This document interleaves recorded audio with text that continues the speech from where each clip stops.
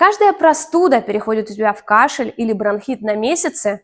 Аллергия тут ни при чем, ошибаешься. Ты вроде бы болеешь как все, но у тебя любое ОРВИ затягивается, кашель тянется месяцами, а легкие как будто не могут очиститься. Очень часто это не просто низкий иммунитет. Это аллергия и фоновое воспаление. Организм живет в состоянии постоянной атаки, и даже легкие инфекции превращаются в затяжной бронхит. Меня зовут Лилия Стародубцева, я нутрициолог, и я приготовила специально для тебя бесплатный вебинар об аллергии, о том, как навсегда от нее избавиться и не мучиться от осложнений после ОРВИ или других заболеваний.